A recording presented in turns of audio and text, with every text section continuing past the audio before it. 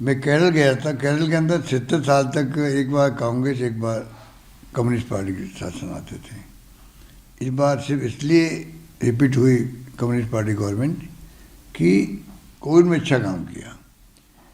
तो अगर वहाँ के लोग समझदार, हमारे लोग भी कम समझदार नहीं हैं। लोग समझते हैं कि यहाँ भी शानदार काम हुआ कोविड का। बिरला मॉडल हमारा पूरे WHO तक पहुँच गया। और साथ में जो हमने कानून पास किए हैं वेलफेयर के, स्कीम लेके आए हैं। राइट टू हेल्थ का एक्ट बना दिया। चीनी योजना लेके आ गए, जो 25 लाख का बीमा था 50 लाख का कर दिया। हिंदुस्तान में कहीं पे भी नहीं है। OP लागू कर दिया, जो कर्मचारियों के लिए बहुत बड़ी उपलब्धि उनके लिए, क्योंकि उनकी सिक्योर हो गई रिटायरमेंट के बाद लाइफ। मैं समझता हूँ कि और भी कई कारण हैं कि जनता का मूड देखते हैं कि लगता है कि हमारी गवर्नेंस को, हमारी स्कीमों को, हमारे फैसलों को लोगों ने लाइक किया। इसलिए कई चले जाओ राजस्थान में एंटी इनकम्बेंसी नाम की चीज़ नहीं मिलेगी आपको सरकार के खिलाफ में। ये बहुत बड़ी उपलब्धि हमारी है। तो अगर सरकार के विरोध में कोई लहर नहीं लग रही है तो संभावना ये है कि आप सरकार बनाओगे वापस। सर, लोग यही कहते हैं कि एंटी इनकम्बेंसी कैंडिडेट्स हैं, MLAs हैं, उनके खिलाफ नहीं, वो भी मैं समझता हूँ कि देखिए, एक तो झूठा बदनामी बहुत किया गया जानबूझ के RSS BJP ने। MLA के बारे में कह रहा था कि भाई 40 दिन तक हमारे साथ रहे थे वो। जिस प्रकार BJP का जो षड्यंत्र है सरकार गिराने का, हॉर्स ट्रेडिंग करके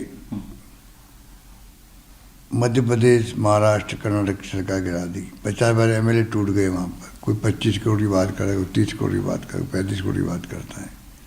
हमारे यहाँ पहली किस्त 10 करोड़ की थी। अगर MLA कोई साथ दे उनका तो सरकार गिर जाती हमारी। एक MLA छोड़ के नहीं गया हमें। अगर वो करप्ट होते तो 10 करोड़ रुपए कौन छोड़ता। तो ये बकवास है कि भाई सब करप्ट लोग थे।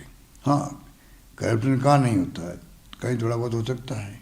तो इसलिए वो जो लोग उम्मीद करते थे कि टिकट रिपीट होंगे तो लोग रिवोल्ट करेंगे, वो रिवोल्ट भी नहीं हुआ।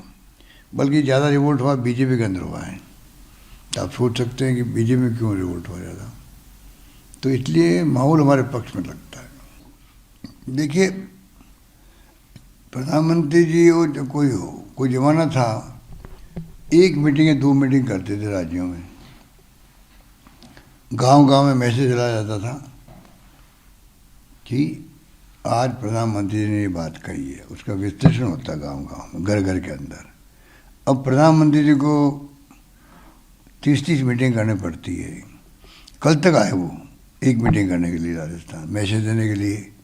तो आप सोच सकते हो कि वो जो भाषा का हम ले रहे थे वो सिर्फ इसलिए ले रहा, बार बार पूछ रहे मुझे आप पे अटैक करे थे, इसलिए करते थे उनके दिल में दर्द है। तो सरकार मैंने गिरा दी मध्य प्रदेश, कर्नाटक, महाराष्ट्र की। राजस्थान गवर्नमेंट गिरा नहीं पाए हम लोग। वो जो उनके दिल में दर्द है वो झलकता बार बार। इसलिए वो पिन पॉइंट करके जो कोई धावा बोल दिया राजस्थान पे, वैसे कैंपेन उन्होंने किया है और अटैक किया हमारे सब पर। क्योंकि उनके दिल में दर्द ये सरकार गिरा नहीं पाए हम लोग। जनता हमारे साथ थी उस वक्त में, आज भी साथ हैं। हाईकमान पूरा मैनेजमेंट किया और आप देखा कि लाख कोशिश करने के बावजूद भी असेंबली सेशन बुलाने तक रोका गया, तब भी सरकार गिरी नहीं उनसे।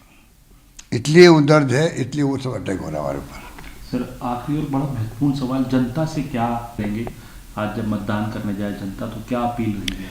मैं एक अपील करूंगा कि अगर छोटी बड़ी गलती भी कहीं हुई है, मान लीजिए गलती मुझसे भी हो सकती है, पर आपको अभी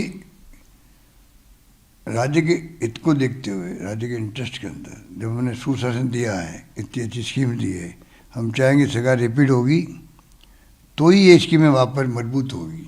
वरना कई स्कीमों तो सरकार आते ही वो ख़त्म कर देते हैं। हमारे पहले भी रिफाइनरी बंद कर दी, मेट्रो बंद कर दिया, कई काम बंद कर दिए हमारे। उनकी फितरत में यही बातें हैं। हम चाहेंगे हम स्कीमों को और ज़्यादा स्कीम लेके आएँ, इन स्कीमों को और मजबूत करें, जो गारंटी दी उनको लागू करें, तो हमारा एजेंडा साफ है 2030 का, मिशन 2030, उस रूप में हम चल रहे हैं।